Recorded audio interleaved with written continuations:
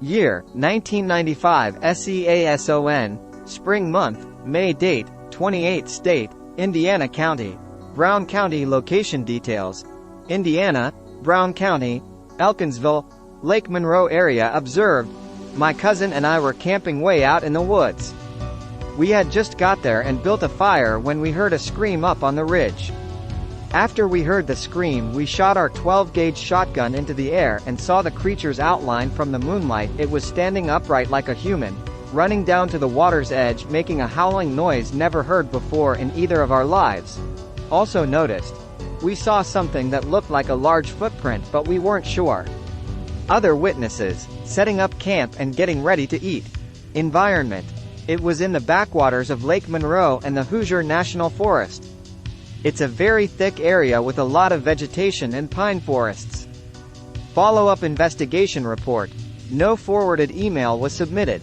This report may still hold merit because there has been some historical accounts within the Hoosier National Forest. Therefore, I believe this narrative should be included in the database. If the original submitter reads his account here, please email me in total confidence that I will respect their confidentiality.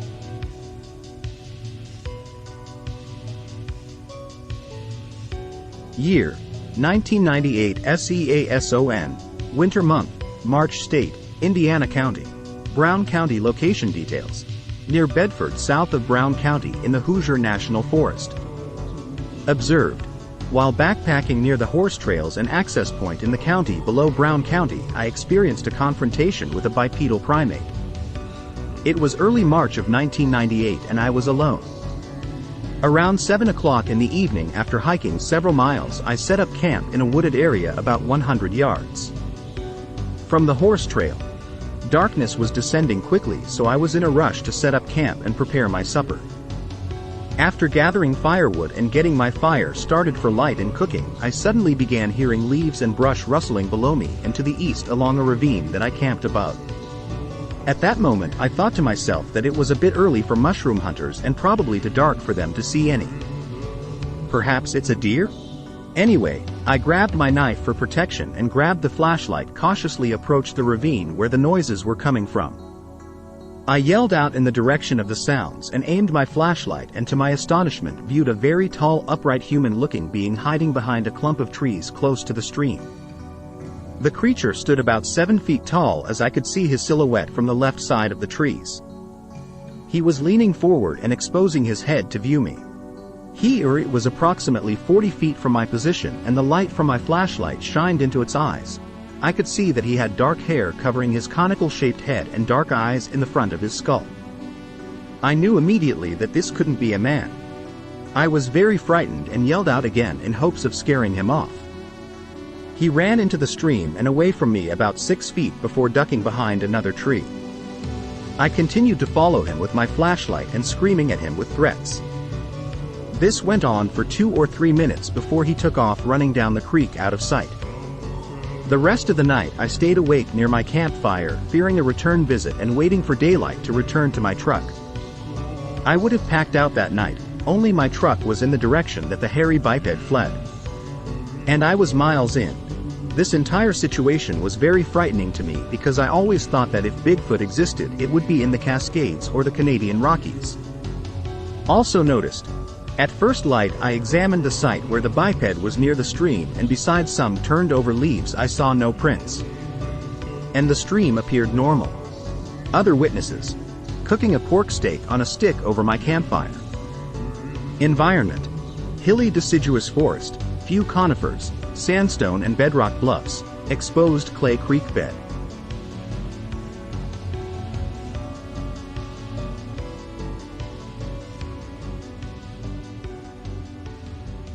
Year, 2012 Season, Spring Month, May Date, 1 State, Indiana County, Brown County Location Details, Greenbrier Lake near Brown County State Forest nearest town, Nashville nearest road, Greasy Creek, State Route 46. Observed. My husband and I rented a cabin in Nashville. We just came down for a year to Indiana. About 11 p.m. we went to bed. Within minutes our dogs went nuts. My husband got up to check and opened the front door of the cabin. It is covered by a porch and it was raining hard. The porch light doesn't work, so it was dark. He closed the door and told me to bring a flashlight and firearm. I ran out of bed and went to him by the door.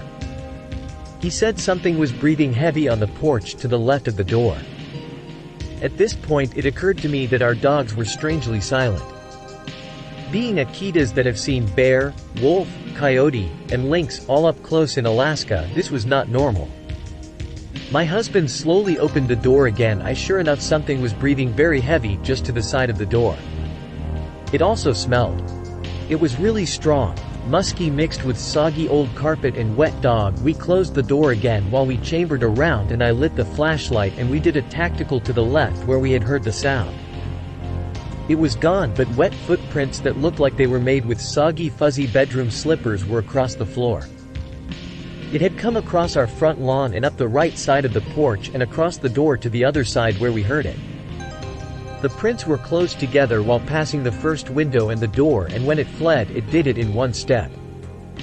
The footprints were a lot larger than my foot in slippers, which is a woman's 9.5 wide.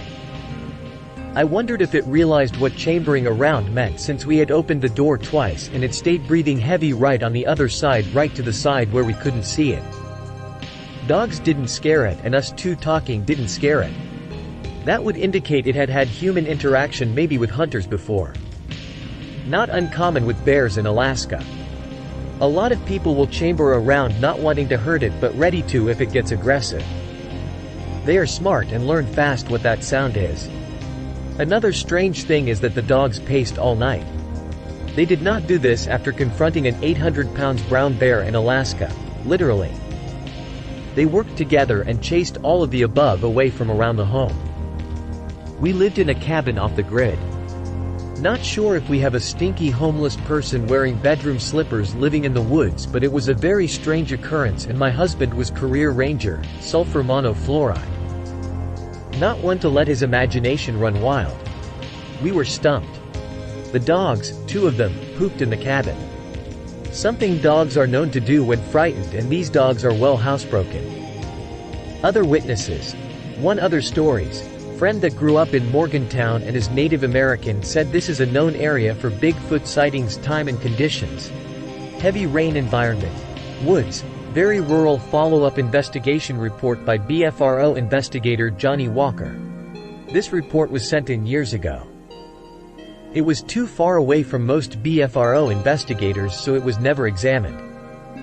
The report was noticed by me a couple days ago. I'm closer to the area. Fortunately, the witness still had the same phone number. After explaining who I was, she remembered the report she sent in years ago and immediately launched into describing the details of her and her husband's experience. She is very credible. It was one of the most credible stories that I've had the pleasure to listen to.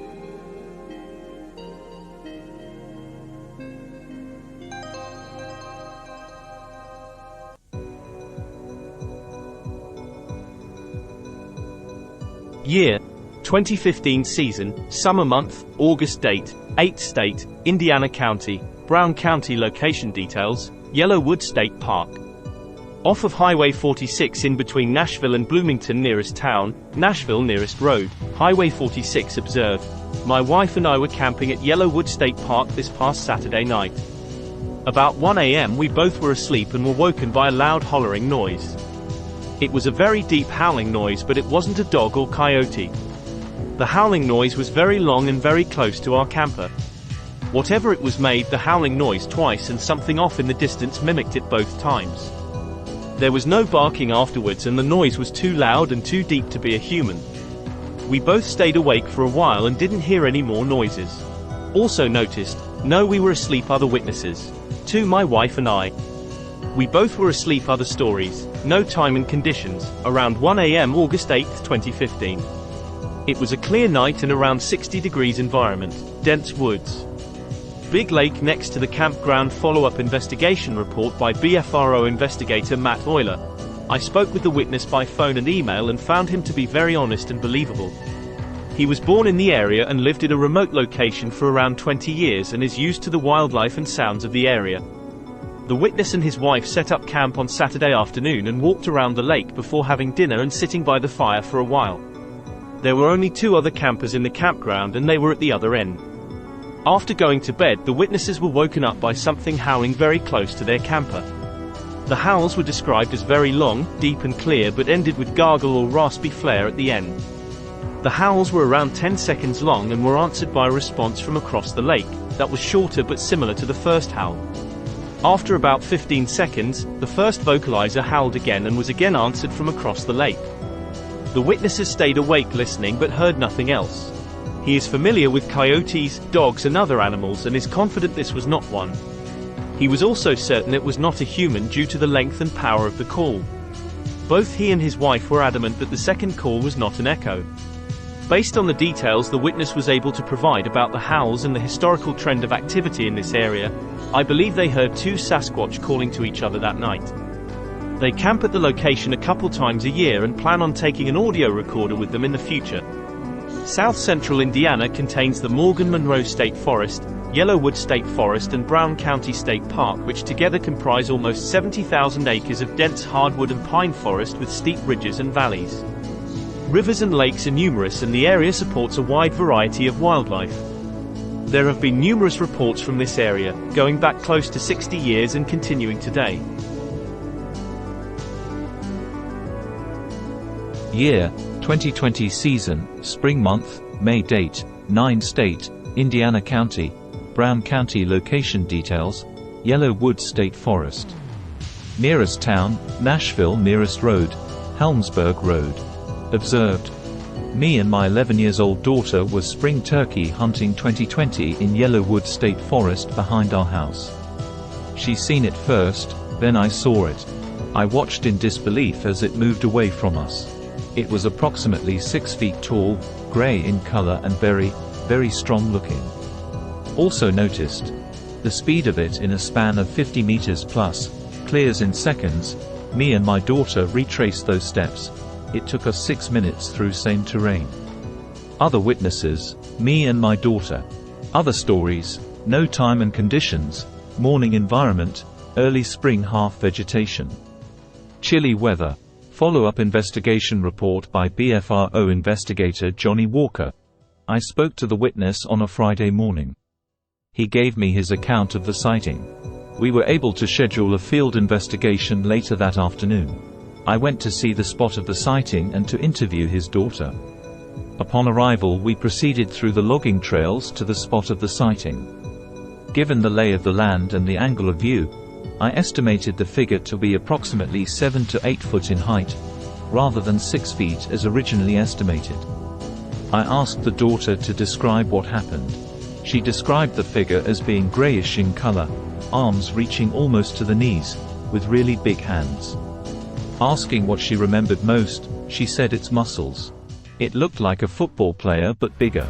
We proceeded back to the house and were joined by the witness's wife, who had found a couple prints in the creek area.